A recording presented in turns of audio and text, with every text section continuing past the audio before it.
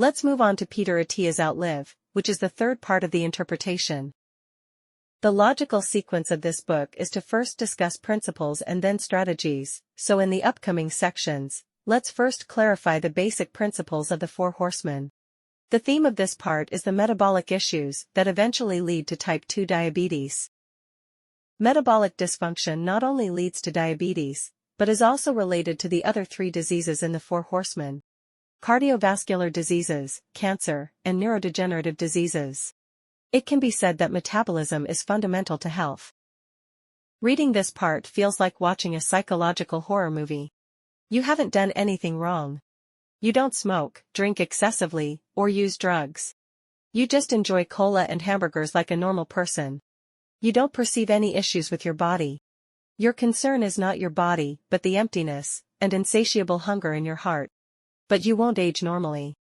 A great calamity has been silently accumulating, and the normal people, one by one, are targeted by the Four Horsemen. Metabolism is a complex system, but the warning signs of its malfunction are simple. That is insulin resistance. Attia's description of the human body's metabolic process differs somewhat from common online explanations. Of course, he cites the latest research results and theories, but I cannot guarantee that he covers everything comprehensively. I'll have to further simplify my explanation below. Consider it as listening to a story, focusing on establishing some basic concepts. Living beings need calories, and calories come from sugar, which, in turn, comes from carbohydrates.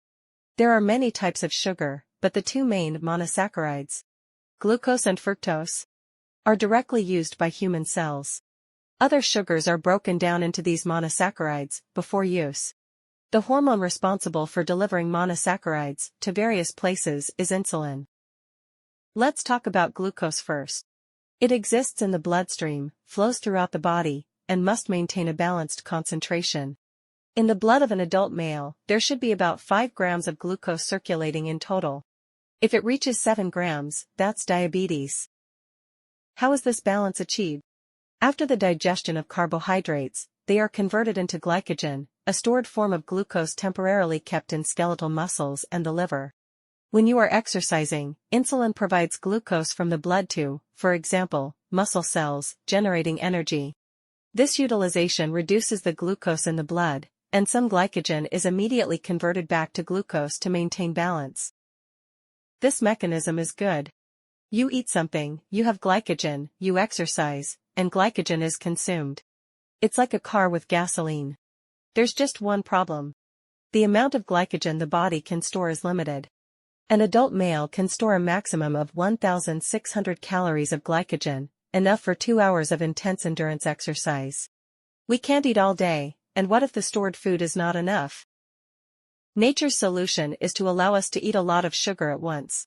After recharging glycogen, excess sugar is sent by insulin to other parts of the body, becoming stored fat. If glycogen is the battery, fat is a huge power bank. Even a relatively slender adult has about 10 kilograms of fat, storing 90,000 calories of energy. This fat allows us to have the strength to walk without eating for a day, survive in times of food scarcity, or even in cold weather. Insulin's preferred location for storing reserve sugar is subcutaneous. Subcutaneous fat is the safest type of fat and does not harm the body. It can release energy at any time, provides insulation, and is actually quite beneficial. Subcutaneous fat does not affect metabolic function. However, the problem is that subcutaneous fat storage has its limits, varying from person to person. This is why some people, despite looking fat, have healthy metabolic functions, because their fat is primarily subcutaneous. On the other hand, some lean-looking individuals have metabolic issues due to their low subcutaneous fat capacity. So, if you eat a lot, fill up subcutaneous fat, and still have excess sugar, what happens? This is perhaps the issue with the entire metabolic system. It's like pouring water into a bathtub that is already full. The water will inevitably overflow, causing trouble for you.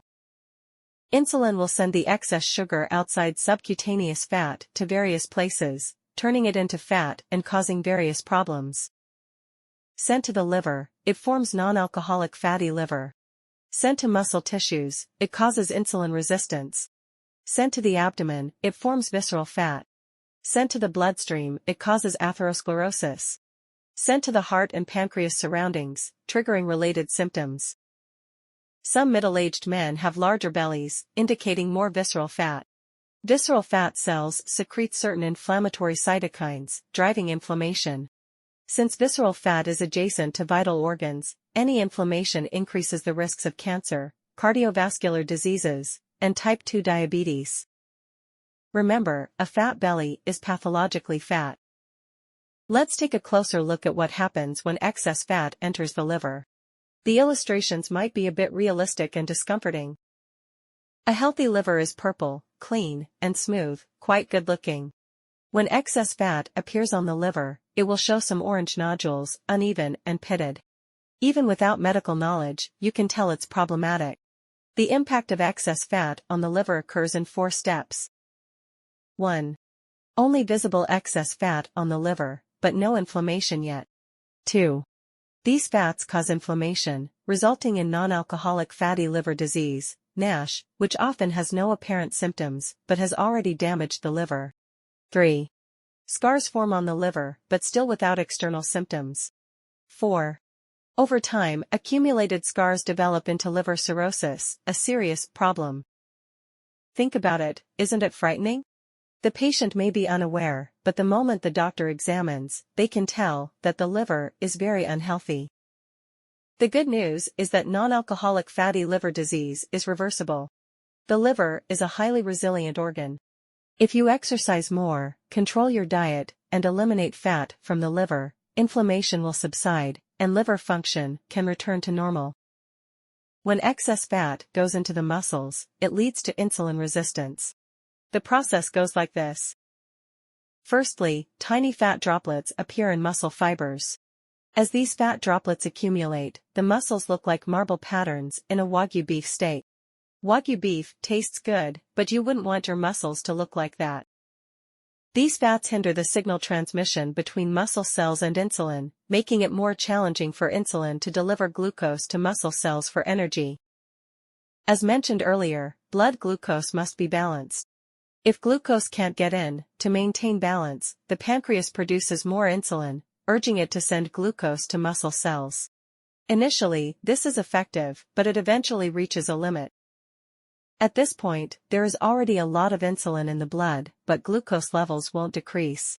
So, insulin can only send glucose elsewhere, turning it into fat. This leads to an increase in fat. More fat makes it even more difficult for insulin to deliver glucose to muscle cells, causing insulin to rise again. This is a typical positive feedback vicious cycle. The more insulin in your body, the more insulin resistance. Insulin is also a growth signal hormone. It promotes atherosclerosis and cancer. Elevated insulin levels increase the risk of cancer by 12 times, the risk of Alzheimer's disease by 5 times, and the death rate from cardiovascular diseases by 6 times. Excess fat is indeed a big problem. Moreover, we've only talked about glucose. Now, let's discuss fructose. Fructose is widespread in various fruits, corn, and many other plants. It tastes sweeter than glucose, but it cannot directly become energy in the bloodstream. The common explanation is that fructose is converted into glycogen or glucose by the liver, which is then transformed into energy. Attia is concerned about how fructose turns into fat. Originally, our ancestors couldn't convert fructose into fat. Turning fructose into fat requires it to first become uric acid. Other mammals have a uricase enzyme that automatically clears uric acid. If humans also had this enzyme, we could freely drink fruit juice, enjoy its sweetness, and not get fat. Wouldn't that be great?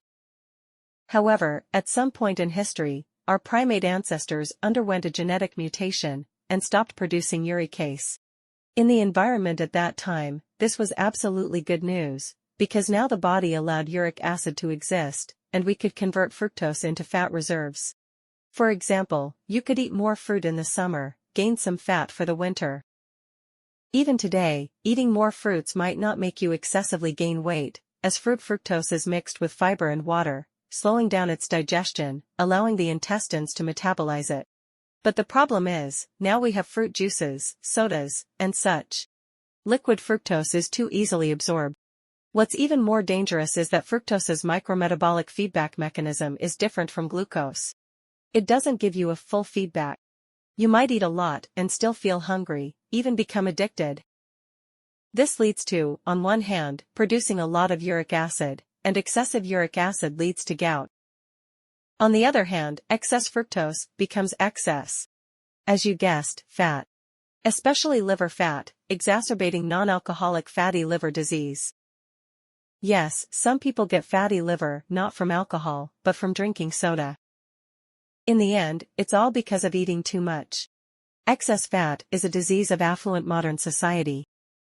In the 17th century, only the upper class had diabetes, because only they could afford so much sugar. In 1940, only 1 in 3 to 400 people had diabetes. In 1970, 1 in 50 people had diabetes.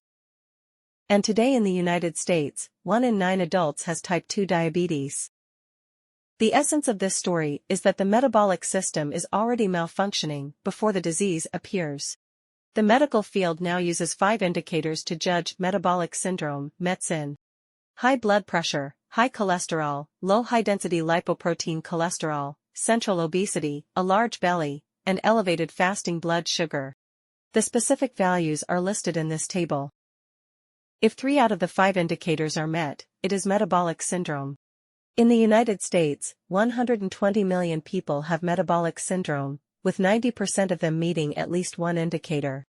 You can't say that these 90% of people are all abnormal, but these so-called normal people are not healthy.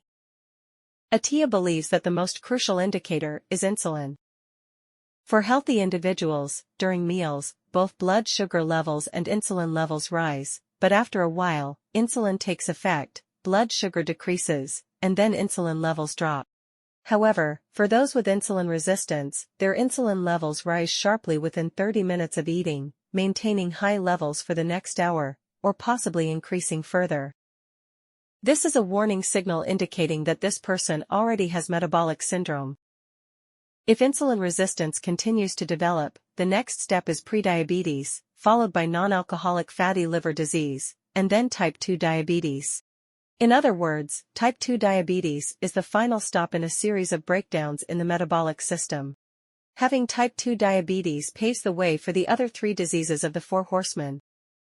All of this originates from that extra bite of sugar. The good news is that even if your metabolic system is not in good shape, you can reverse the situation through exercise, diet, and sleep, which we'll discuss later. In the next part, let's talk about cardiovascular diseases. If you feel there is value in this, please like, subscribe to this channel, and leave your thoughts or suggestions in the comments section. Let's grow together and read more good books.